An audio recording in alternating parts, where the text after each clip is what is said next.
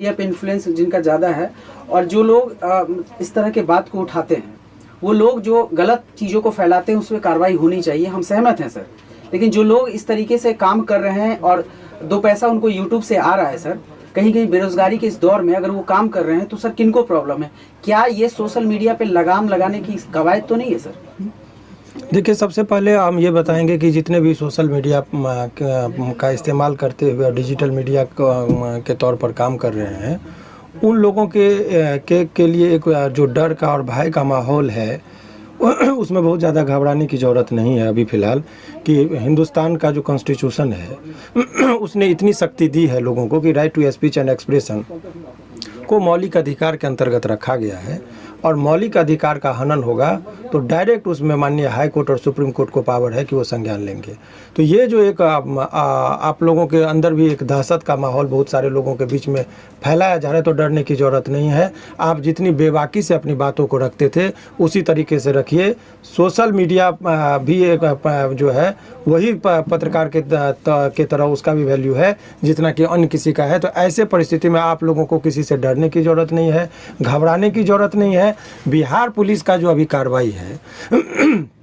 उनका यही कहना है कि आप कोई भी खबर चलाइए तो उस खबर के साथ साथ जो एक वेरिफिकेशन होता है, पुष्टि कर लीजिए उस बात की, तब चलाइए। लेकिन ये तो उनका आप लोगों से उन्होंने अपील भी किया है मुख्यालय से, तो ये इस यहाँ तक में बात में कोई ये गड़बड़ी नहीं है कि आप लोगों का दायित्व बनता है जब कैमरा लेके जाते हैं और आपको लाखों करोड़ों लोग आप लोगों के माध्यम से देखते हैं और जानते हैं खबर को, तो इतनी तो नैतिक जिम्मेदारी बनती ही है कि आप कोई भी खबर यदि चलाते हैं हम लोग तो उस चीज़ का पुष्टि हो जाना चाहिए, खबर सत्य होना चाहिए और स्टेटमेंट मीडिया का काम होना चाहिए कि केवल माने आप न पक्ष न विपक्ष, बिल्कुल तरह से निष्पक्षता के साथ आप लोगों को खबर चलानी चाहिए, तभी जाके इसकी साख बचेगी। सर एक और प्रश्न है, प्रश्न ये है कि सर मनीष कश्यप या कोई भी चैनल इस खबर को चलाया उस पर पुलिस बेहिचक कार्रवाई करे और पुलिस कर भी रही है सर, बहुत अच्छा काम है सर। लेकिन मेरा प्रश्न ये भी है सर कि इस तरह के भ्रामक खबर फैलाने वाले, चाहे वो इंडिविजुअल हो, राजनेता हो या कोई और भी मीडिया हाउस, मैं नाम ना कहते हुए प्रिंट मीडिया हो या नेशनल चैनल हो, वो लोग भी अगर इस खबर को पहले अगर फैलाए हैं तो क्या उन पे कार्रवाई नहीं होनी चाहिए सर? देखिए, ये बहुत ही अच्छा प्रश्न है आपका। ये चूँकि आम जनताओं का भी ये बीच में एक जो बातें चल रही है, तो देखिए एक चीज़ आप लोगों ने पूछा, हालांकि हमारा जुरिडिक्शन किसी के मैं प्रवक्ता के तौर पर नहीं हूँ, लीगल पॉइंट पर आप मुझे बताएंगे तो मैं बताऊंगा कि क्या चीज़ हो सकता है। लेकिन आपने कहा, लेकिन दूसरी बात है कि एक जुरिस्प्रूडेंस का एक सिद्धांत है कि न्याय केवल होना नहीं चाहिए, न्याय होते दिखना भी चाहिए। तो ऐसे परिस्थिति में आप बिहार पुलिस के ऊपर यदि ये कोई प्रश्न उठा रहे हैं कि ये कार्रवाई होनी चाहिए, तो ये सदन के अंदर बातें उठी तो विपक्ष के नेताओं पर भी इतनी जल्दी कार्रवाई होनी चाहिए। कुछ न्यूज़पेपर का जिक्र हो रहा है जो बहुत ही प्रतिष्ठित न्यूज़पेपर हैं, उनके खबर का भी भ्रामक खबर की श्रेणी में जो लोग कह रहे आना चाहिए, तो उनके तरफ भी यदि कोई कार्रवाई हो रही है तो उस कार्रवाई को भी लोगों के बीच में यदि बिहार पुलिस को देखना चाहिए कि हम किसी एक व्यक्ति पर पक्षपाती होकर कार्रवाई नहीं कर रहे हैं, हम सभी लोगों को सामान्य रूप से देख रहे हैं। और 26 न्यूज़ चैनलों का जो अलग अलग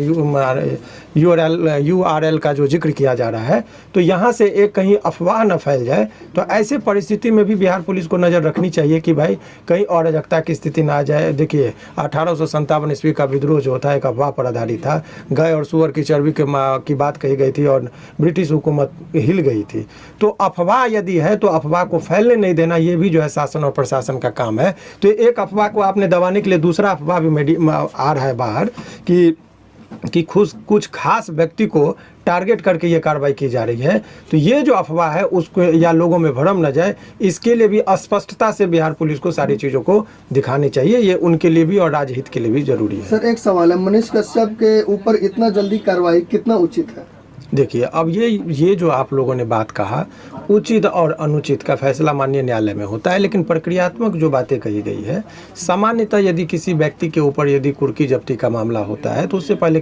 FIR होने के बाद अनुसंधान के दौरान पुलिस क्या करती है, सामान्यतः वारंट लेती है। पहले तो 41A का नोटिस दिया गया, 41 का एक नोटिस में क्या है, ऑनरेबल सुप्रीम कोर्ट ने अभी एक मार्गदर्शन दिया था, और मार्गदर्शन में देने के बाद उन्होंने कहा था कि 7 वर्ष से यदि किसी व्यक्ति को 7 वर्ष तक की सज़ा का प्रावधान है, उसमें डायरेक्ट गिरफ्तारी नहीं होनी चाहिए, उनको 41A के तहत लाभ मिलना चाहिए, पुलिस को बचना चाहिए। लेकिन इस केस में भी 41 का नोटिस दिया गया, बहुत सारे लोगों को दिया गया, लेकिन एक जो लोगों के बीच में जो इसके अभियुक्त हैं, उन लोगों को 41A का नोटिस का कंप्लेंस करने में समस्या ये आ रही है